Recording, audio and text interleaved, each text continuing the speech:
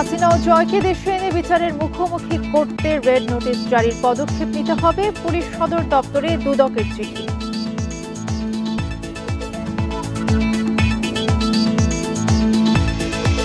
মানবতা বিরোধী অপরাধে অভিযুক্তরা নির্বাচনে অংশ নিতে পারবেন না, কোনো সরকারি দায়িত্ব পালনেও অযোগ্য হবে।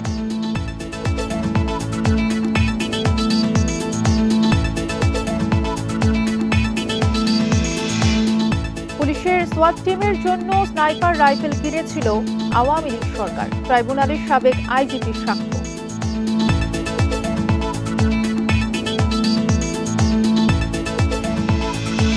21 আগস্ট গ্রেনেড হামলার মামলায় রাষ্ট্রপক্ষের আপিল খারিজ, তারেক বাবর সহ সব আসামির খালাসের রায় বহাল।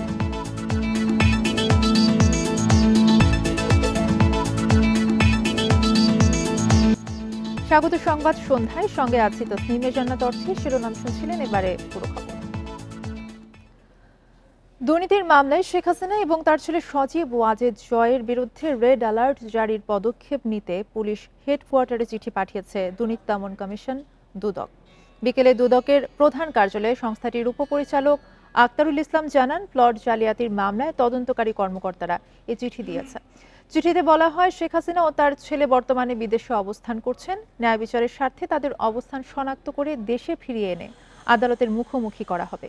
তিনি বলেন, আইন অনুযায়ী সকল ব্যক্তিকে ন্যায় বিচারের আওতায় আনাই সংস্থাটির প্রধান লক্ষ্য। অনুসন্ধান আরও গতিশীল করার মাধ্যমে দুর্নীতি ও অর্থ পাচার মামলার সব তথ্য সঠিকভাবে যাচাই করা সম্ভব হবে বলেও জানান তিনি।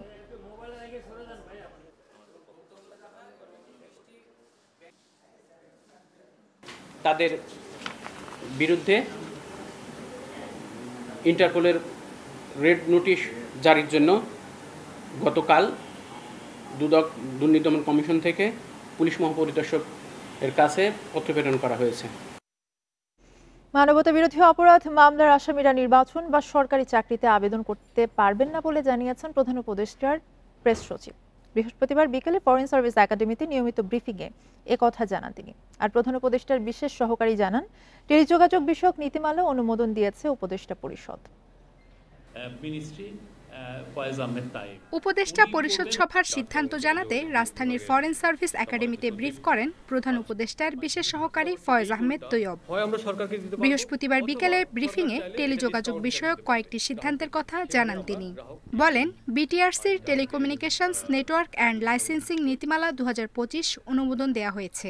প্রতিযোগিতামূলক টেলিযোগাযোগ ব্যবসা সম্প্রসারণ করে ভয়েস কল এবং ডেটা অর্থাৎ ইন্টারনেট এবং ডেটাকে সাধারণ মানুষের গ্রাহক হিসাবে আমাদের নাগরিকদের ক্রয় ক্ষমতার ভিতরে নিয়ে আসার একটা দীর্ঘমেয়াদী পরিকল্পনা সূচিত হয়েছে। প্রধান উপদেষ্টার প্রেস সচিব জানান, মানবতা বিরোধী অপরাধ মামলার আসামি কোনো ব্যক্তি নির্বাচনে অংশ নিতে পারবে না। আন্তর্জাতিক অপরাধ ট্রাইব্যুনালের 3য় সংশোধনী অধ্যাদেশের নতুন বিধান যুক্ত করে এই সিদ্ধান্ত নিয়েছে উপদেষ্টা পরিষদ। নতুন সংযোজিত ধারা অনুযায়ী কোনো ব্যক্তির বিরুদ্ধে উক্ত আইনের সেকশন 9(1) এর অধীনে আনুষ্ঠানিক অভিযোগপত্র ফর্মাল চার্জ দাখিল হলে তিনি সংসদ সদস্য হিসাবে নির্বাচিত হওয়া বা বহাল থাকার অযোগ্য হবেন। একইভাবে তিনি স্থানীয় সরকার পরিষদ বা প্রতিষ্ঠানের সদস্য, কমিশনার, চেয়ারম্যান, মেয়র বা প্রশাসক হিসাবে নির্বাচিত হওয়া বা বহাল থাকার অযোগ্য হবেন। বৈঠকে বেসরকারি উদ্যোগে বিদ্যুৎ কেন্দ্র স্থাপন নীতিমালা অনুমোদন দেওয়া হয়েছে বলেও জানান প্রেস সচিব। আফসানা ফ্রুজজুই, ইন্ডিপেন্ডেন্ট নিউজ, ঢাকা। পুলিশের সোয়াট সদস্যদের জন্য আওয়ামী লীগ সরকার স্নাইপার রাইফেল কিনেছিল বলে ট্রাইব্যুনালে জানিয়েছেন সাবেক আইজিপি মামুন। তার দাবি, সেই রাইফেল আন্দোলন দমনে ব্যবহার হয়েছে কিনা তা জানেন না। বৃহস্পতিবার শেখ হাসিনার পক্ষের আইনজীবীর জেরার সময় এসব কথা বলেন তিনি। মানবতা বিরোধী অপরাধের মামলায় শেখ হাসিনার বিরুদ্ধে গেল মঙ্গলবার গুরুত্বপূর্ণ সাক্ষ্য দেন সাবেক আইজিপি চৌধুরী আবদুল্লাহ আল মামুন। বৃহস্পতিবার হাসিনার পক্ষে রাষ্ট্রনিযুক্ত আইনজীবীর জেরার মুখোমুখি হন তিনি। মামুন জানান, পুলিশের সোয়াত টিমের জন্য স্নাইপার রাইফেল কিনেছিল আওয়ামী লীগ সরকার। তবে তা দিয়ে আন্দোলনকারীদের মারা হয়েছে কিনা সেটা জানা নেই তার। যদিও নাহিদ ইসলাম সহ সমন্বয়কদের অনেকে জবানবন্দিতে জানিয়েছেন, স্নাইপারের গুলিতে মারা গেছেন অনেকে। 2018 সালের নির্বাচনে কারচুপিতে জড়িত পুলিশ কর্তাদের বিপিএম পিপিএম পদক দিয়েছিল শেখ হাসিনার সরকার। সে সময় আব্দুল্লাহ আল মামুনও পদক পান, তবে জেরার জবাবে বলেন কী কারণে সে সময় তাকে পদক দেওয়া হয় তা জানেন না। এখন রাজসাক্ষী হিসেবে মামুন ক্ষমা পাবেন কিনা তা নির্ভর করছে ট্রাইব্যুনালের ওপর। জবানবন্দিতেই বলেছেন আমি ব্যবস্থা নিইনি, আমার কারণে আমার অধস্তনরা অপরাধ সংগঠন করেছেন, তার দায় আমার, যে কেউ দায় স্বীকার করলেই তাকে শাস্তি দেওয়া যাবে কিনা। সেই ক্ষেত্রে আমাদের বক্তব্য পূর্বেও আপনাদেরকে যেটা বলেছি এখনও বলছি, অ্যাপ্রুভারকে শাস্তি দেবেন বা দেবেন না তার বক্তব্য কতটুকু গ্রহণ করবেন অনারেবল ট্রাইব্যুনাল এটা ঠিক করবেন। তবে শেখ হাসিনার পক্ষের আইনজীবী বলছেন জুলাইয়ে হত্যার মতো অপরাধ হয়েছে, দায় স্বীকার করলেই যার ক্ষমা হয় না। হত্যা মামলার আবার ক্ষমা কি? অনেক কিছুরই ক্ষমা হয়, কিন্তু হত্যা করার কোনো ক্ষমা হয় না। উনি যদি হত্যা করেই থাকে, যদি স্বীকারই করে থাকে, তাহলে ওনারও বিচার হওয়া উচিত। আইজিবি সাহেব নির্দোষ না, এবং আইজিবি সাহেব যাদেরকে অপরাধী মনে করতেছেন আমি মনে করছি তারা অপরাধী না।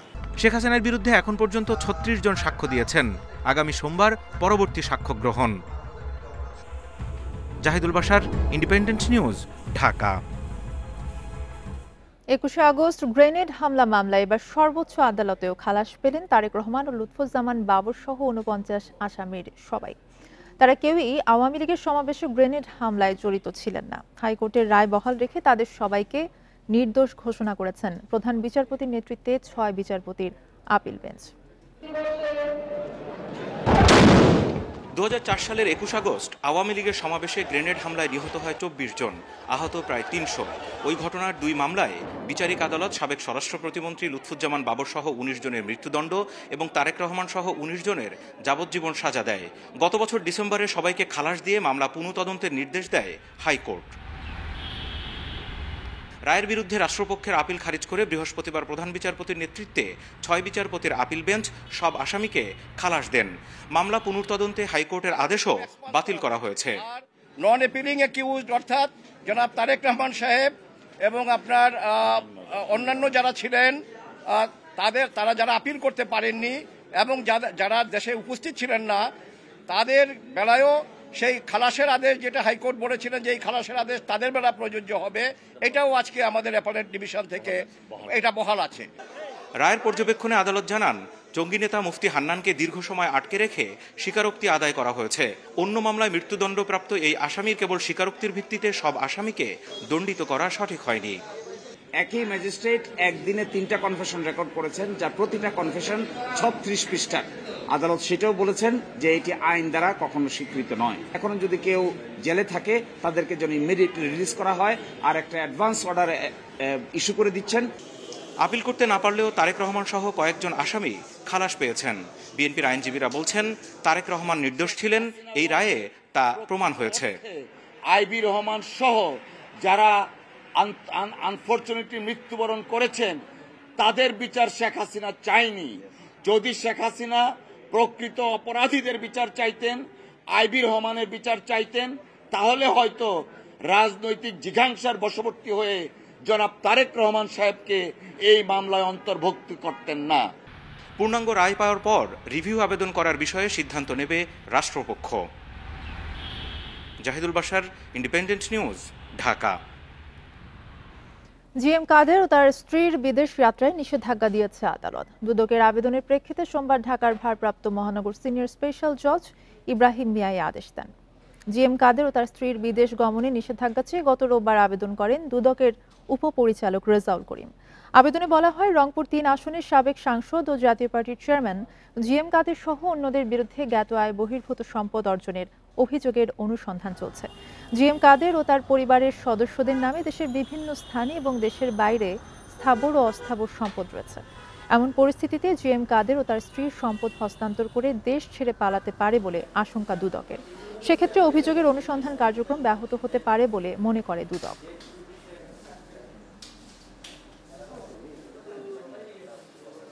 অনেকগুলো অভিযোগে অনুসন্ধান চলমান। অনুসন্ধানকারী কর্মকর্তা তাদের বিদেশ যাত্রায় নিষেধাজ্ঞার আবেদন করেছিলেন আদালতে। বিজ্ঞ আদালত তাদের বিদেশ যাত্রায় নিষেধাজ্ঞা দিয়েছেন। হারানো আস্থা পুনরুদ্ধারই নির্বাচন কমিশনের প্রথম কাজ, কেননা কেউ কাউকে আস্থায় নিতে পারছে না, এমন মন্তব্য করেছেন কমিশনার আনারুল ইসলাম সরকার। এদিকে নির্বাচন সামনে রেখে সাংবাদিকদের জন্য প্রণীত নীতিমালায় গণমাধ্যমের স্বাধীনতা বাধাগ্রস্ত হতে পারে বলে শঙ্কা জানিয়েছে সংবাদকর্মীরা। বৃহস্পতিবার নির্বাচন ভবনে ইসির সঙ্গে সাংবাদিকদের মতবিনিময়ে উঠে আসে এসব বিষয়। নির্বাচন ভবনে ইসিবিটের সাংবাদিকদের সংগঠন আরিফিডির সদস্যদের সঙ্গে মতবিনিময় করে নির্বাচন কমিশন। তবে সংসদ নির্বাচন সামনে রেখে সাংবাদিকদের জন্য প্রণীত নীতিমালা নিয়ে খুশি নন সাংবাদিকরা। তাদের আশঙ্কা, নতুন নীতিমালায় গণমাধ্যমের স্বাধীনতা বাধাগ্রস্ত হতে পারে, তাই পুনর্বিবেচনার দাবি তাদের। কোনো ক্রমেই গোপন কক্ষের ছবি তোলা যাবে না, আমরা আপনাদের সাথে একমত। তবে যদি নির্বাচনে অনিয়ম হয়, গোপন কক্ষে একজনের বেশি একাধিক ব্যক্তি থাকেন, তাহলে আমরা মনে করি সেই জায়গায় এই বিধিবিধানটা থাকা উচিত না। সাংবাদিকদের মতামত নিয়ে কমিশন বৈঠকে আলোচনা হবে বলে আশ্বস্ত করে ইসি। ভোট আপনিও ট্রান্সপারেন্ট চান, আমিও ট্রান্সপারেন্ট চাই। কাজে একটি ট্রান্সপারেন্ট ভোটের জন্য আপনাদের সহযোগিতা অত্যন্ত প্রয়োজন। এই কভারেজটা আমাদের জন্য অত্যন্ত গুরুত্বপূর্ণ এবং আমরা প্রতিনিয়তই আপনাদের সাথে কথা বলছি এবং আমি আপনাদেরকে নিশ্চিত করতে চাই যে আমরা আপনাদের সাথে স্বল্প সময়ের ভিতরে অনেক কথাই বলবো। নির্বাচন কমিশন মনে করে তাদের প্রথম কাজ আস্থার সংকট দূর করা। এক্ষেত্রে গণমাধ্যম কর্মীদেরও দায়িত্বশীল ভূমিকা আশা করে ইসি। আপনি আপনারা সবাই মিলে কেউ কিন্তু আস্থার জায়গায় নাই। আমি আস্থার জায়গায় আসি আমি দাবি করি না। এই যে আস্থার সংকট, এটা আমাদের জাতীয় সংকট। এই যে আপনাদের উপস্থাপন, এই উপস্থাপনের জন্যই আপনাদেরকে সবাই ভয় পায়। এই যে একটা যাবেন আমাদের ভোট কক্ষে ঢুকবেন, হয়তো একটু দেখবেন ওইটাকে আপনারা ফোকাস করে দিবেন, সারা দুনিয়া জানবে যে আমাদের ভোটটা এরকম হয়েছে। শতভাগ স্বচ্ছ নির্বাচন চাইলে খোলা জায়গায় কেন্দ্র করতে হয়, যা সম্ভব নয় মন্তব্য ইসি বেগম তাহমিদার। সুলতানা জাহান মিতু, ইন্ডিপেন্ডেন্ট নিউজ, ঢাকা। গত 16 বছর ধরে প্রতি বছর গড়ে $16 বিলিয়ন বিদেশে পাচার হয়েছে বলে জানিয়েছে ট্রান্সপারেন্সি ইন্টারন্যাশনাল। সকালে টিআইবিতে সংবাদ সম্মেলনে এসব কথা বলেন সংস্থাটির আন্তর্জাতিক পরিচালনা পর্ষদের চেয়ারপারসন ফ্রাসোয়া ভ্যালেরিয়া। কয়েকজন উপদেষ্টা এবং তাদের সহকারীদের বিরুদ্ধে ওঠা দুর্নীতির অভিযোগ তদন্তাধীন বিষয়, তাই এই নিয়ে কোনো মন্তব্য করেননি তিনি। 3 দিনের সফরে ঢাকায় আসেন বার্লিন ভিত্তিক আন্তর্জাতিক দুর্নীতি বিরোধী সংস্থা ট্রান্সপারেন্সি ইন্টারন্যাশনালের আন্তর্জাতিক পরিচালনা পর্ষদের চেয়ারপারসন ফ্রাসোয়া ভ্যালেরিয়া।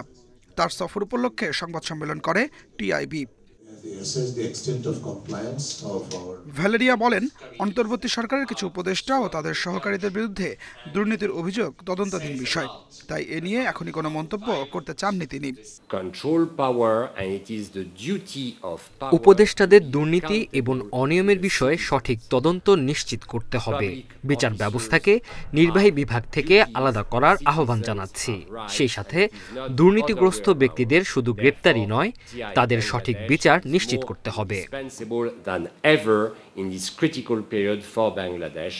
সাংবাদিক হত্যা, নির্যাতন এবং গণমাধ্যমে মব সন্ত্রাস নিয়ে উদ্বেগ জানান ফ্রাসোয়া।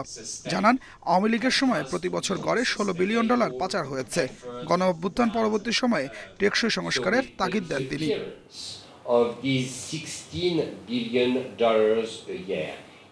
দেশের সাংবাদিকদের পাশাপাশি সাধারণ মানুষও আক্রান্ত হচ্ছে।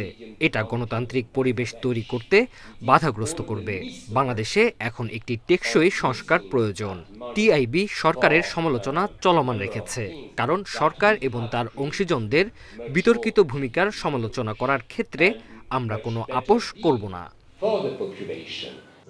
ব্যাংক খাতে কিছু সংস্কার হওয়ায় অর্থ পাচার কমলেও পুরোপুরি বন্ধ হয়নি বলে মন্তব্য করেন টিআইবির প্রধান নির্বাহী। ফাইন্যান্সিয়াল সেক্টর ছিল অর্থ পাচারের একটা অন্যতম মাধ্যম, সেটা আপনারা জানেন। সেখানে কিছু সংস্কার হয়েছে, যে কারণে আগের যে ঢালাওভাবে ঋণ নিয়ে সেটাকে বিভিন্নভাবে জালিয়াতি করে পাচার করার যে সুযোগটা ছিল সেটা বন্ধ হয়েছে। আর যে অ্যাক্টররা সেখানে জড়িত ছিল তারা অনেকেই বিভিন্নভাবে হয় দেশের বাইরে অথবা বিচারের মুখোমুখি আছে। টিআইবি বলছে, উন্নত বিশ্বে যে বিপুল অর্থ পাচার হয় তার মাত্র 1% ফেরত আসে। এর বাইরে অর্থনৈতিক ক্ষতির আরো। Adilur Rahman, Independent News, Dhaka.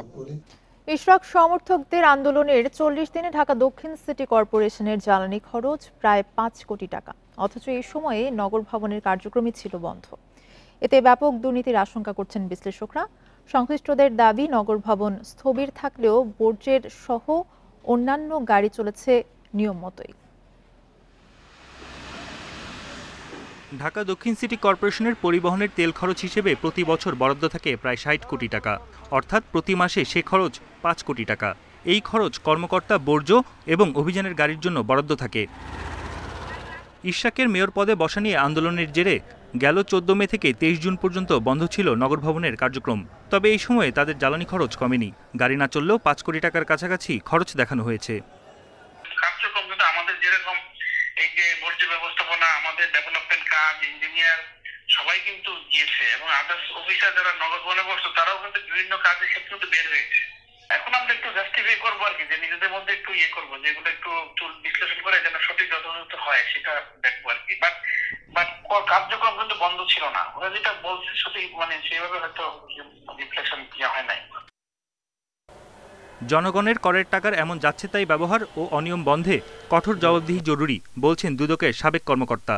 তেল তো এবং তেলের অর্থ এটি তো সরকারি সম্পদ, সেটি তাহলে সুস্পষ্টভাবে আত্মসাৎ, এবং সেই ক্ষেত্রে যে সমস্ত কর্মকর্তারা এই ধরনের কর্মকাণ্ড করেছেন তারা এই ক্ষেত্রে দায়ী হবেন, এবং সেই ক্ষেত্রে এটি একটি সুষ্ঠু এক্ষেত্রে দুদকেরই এগিয়ে আসার দরকার। কর্মকর্তা, বর্জ্য অভিযানের গাড়ি সহ ঢাকা দক্ষিণ সিটি কর্পোরেশনে পরিবহন আছে 1200-র বেশি। বন ইবনে কামাল, ইন্ডিপেন্ডেন্ট নিউজ, ঢাকা। দেশে প্রথমবারের মতো বেসরকারি ক্রেডিট ব্যুরো গঠনের অনুমোদন দিয়েছে বাংলাদেশ ব্যাংক। এর মাধ্যমে ঋণ দেওয়ার ক্ষেত্রে স্বচ্ছতা এবং তথ্য প্রবাহ আরও উন্নত হবে বলে আশা করা হচ্ছে। বাংলাদেশ ব্যাংক 22টি আবেদনকারীর মধ্যে 13টিকে প্রাথমিকভাবে শর্টলিস্ট করে এবং সেখান থেকে 5টি প্রতিষ্ঠানকে লেটার অফ ইন্টেন্ট দিয়েছে। অনুমোদন পাওয়া প্রতিষ্ঠানগুলো হলো credit info, BD credit bureau, TransUnion credit bureau, bKash credit bureau, City credit bureau, First National credit bureau. অনুমোদিত কিছু কোম্পানি ইউরোপ, আমেরিকা ও সৌদি আরবের প্রযুক্তি প্রতিষ্ঠানের সঙ্গে যৌথ উদ্যোগে কাজ করবে। এই ব্যুরোগুলো ব্যাংক এবং আর্থিক প্রতিষ্ঠানের জন্য ঋণ গ্রহীতাদের তথ্য বিশ্লেষণ করে ক্রেডিট স্ট্যান্ডার্ড তৈরি করবে।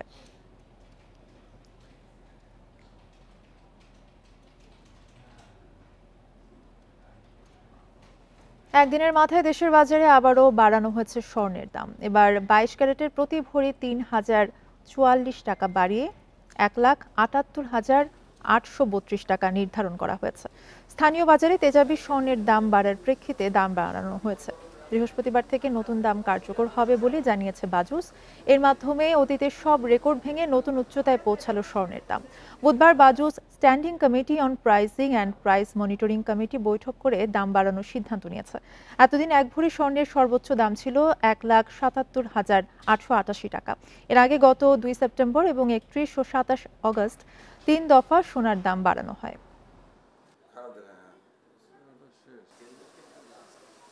ক্রিকেটারদের সংগঠন কোয়াবের নতুন সভাপতি মোহাম্মদ মিঠুন। সাবেক ক্রিকেটার ও ম্যাচ রেফারি সেলিম শাহেদের সঙ্গে লড়াই বিপুল ভোটে জিতেছেন তিনি। 11টি পদের মধ্যে 10টি বিনা প্রতিদ্বন্দ্বিতায় নির্বাচিত। শুধুমাত্র সভাপতির পদে ভোট দেন ক্রিকেটাররা। মিঠুনের পক্ষে 154 ভোট, বিপরীতে 34 ভোট পেয়েছেন শাহেদ। বিসিবি প্রাঙ্গণে বেলা 3টায় শুরু হয় নির্বাচন প্রক্রিয়া। ভোট দিতে এসে আগ্রহের কেন্দ্রে ছিলেন বোর্ড সভাপতি আমিনুল ইসলাম বুলবুল ও সাবেক অধিনায়ক তামিম ইকবাল, কারণ দুজনেই আসন্ন বোর্ড নির্বাচনে লড়ার ঘোষণা দিয়েছেন। শান্ত সোহান সহ তারকাদের উপস্থিতি মিলন মেলায় পরিণত হয়। ভোটের আগে বিসিবির একাডেমি ভবনে অনুষ্ঠিত হয় কোয়াবের বার্ষিক সাধারণ সভা।